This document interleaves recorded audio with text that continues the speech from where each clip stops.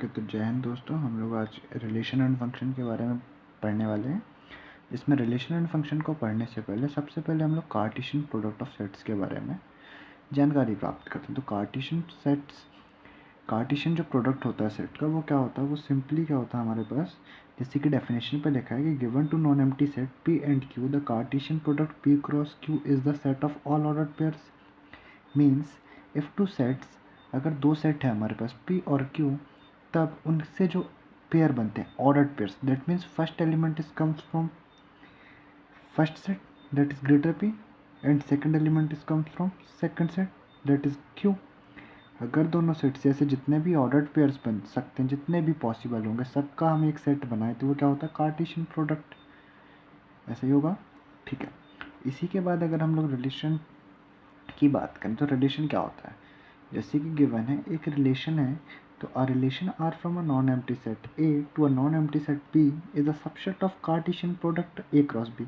That means अगर किसी set में रिलेशन बना है, किसी सेट मतलब सेट A से लेकर सेट B पर, दोनों नॉन एम्प्टी सेट होंगे, मतलब दोनों के अंदर कोई ना कोई एलिमेंट होगा, तो रिलेशन क्या होगा? सबसेट होगा इन्हीं दोनों सेट के कार्टेशियन प्रोडक्ट का। The subset is derived bye describing a relationship between the first element. हमको जो ये सबसेट मिलेगा वो किस तरीके से मिलेगा कि हम फर्स्ट एलिमेंट और सेकंड एलिमेंट के बीच में एक रिलेशन को डिस्क्राइब करेंगे। देखिए, इसी को हम लोग आगे चलकर एक एग्जांपल के थ्रू समझने की कोशिश करते हैं। इससे पहले हम लोग अपनी डेफिनेशन को थोड़ा थोड़ा पढ़ते हैं, फिर हमारे एग्जाम्पल की बात करेंगे। Okay, the first element and the second element of the ordered pairs in A cross B.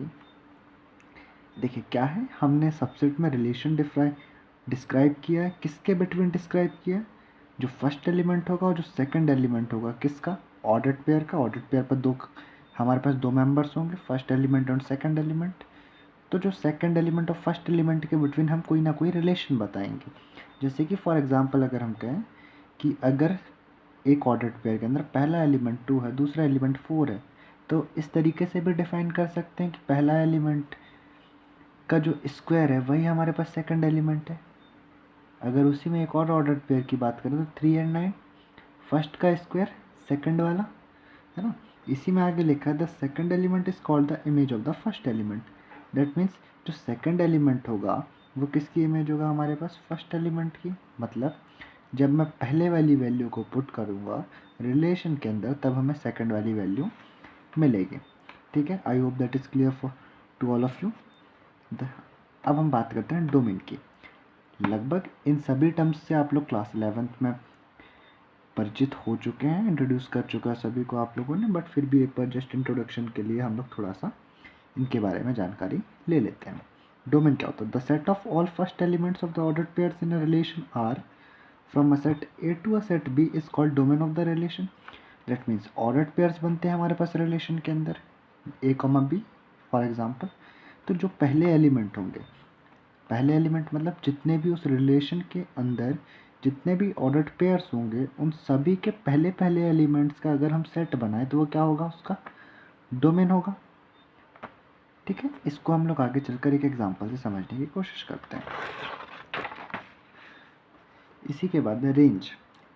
Range given है हमको, the set of all second elements in a relation R from a set A to set B is called the range of the relation are.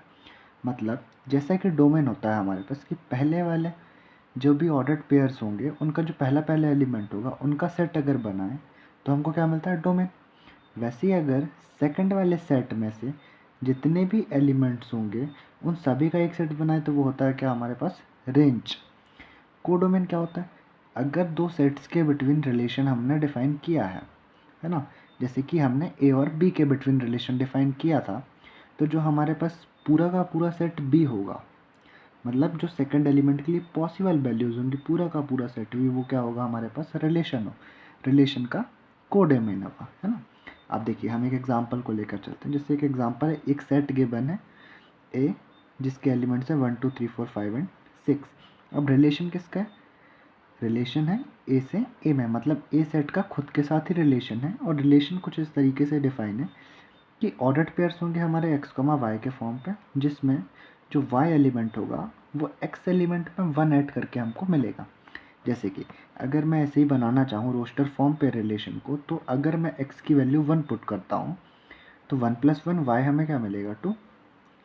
तो पहला order pair तो हो गया 1, 2। Second अगर मैं x की वैल्यू 2 पुट करूँ तो 2 + 1 हमको y क्या मिलेगा 3, 2, 3।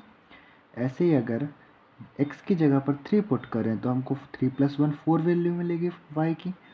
इसी के साथ अगर हम लोग x की जगह पर 4 पुट करें तो 4 + 1 5 वैल्यू मिलेगी y की। और आगे अगर देखें तो 5 वैल्यू पुट करने पर हमको 6 मिलेगा। हम 6 वैल्यू पुट नहीं करेंगे बिकॉज 6 + 1 जब हम करेंगे तो वो 7 होगा, जो कि हमारे सेट ए को बिलोंग नहीं करता होगा। इस तरीके से जैसे मैंने 1 वैल्यू जब पुट की पहले ऑर्डर पेयर पर तो 2 मिला, मतलब 1 की इमेज क्या है हमारे पास 2 है। ऐसे 2 की इमेज 3, 3 की 4, 4 की 5 एंड 5 की 6। अभी हम डोमेन, रेंज और कोडोमेन को पहचानने की कोशिश करते हैं। डोमेन हमने डेफिनेशन में पढ़ा था कि पहले वाले सेट के वो सारे एलिमेंट्स जो रिलेशन के अंदर जुड़े हुए हैं। तो 1 आया रिलेशन पर, 2 आया, 3 आया, 4 आया, 5 आया, तो इन सभी का जो एक सेट बना वो क्या हो गया हमारा डोमेन। 6 को छोड़ा क्योंकि 6 रिलेशन के अंदर पार्टिसिपेट नहीं करता है। रेंज की बात करें, रेंज मतलब सेकंड वाले सेट के वो सारे एलिमेंट्स जो रिलेशन के अंदर है। तो 2, 3, 4, 5 एंड 6। 1 नहीं आया क्यों? क्योंकि 1 यहाँ पर रिलेशन में ऐड नहीं है। कोडोमेन, कोडोमेन मीन्स पूरा का पूरा हमारा सेकंड सेट।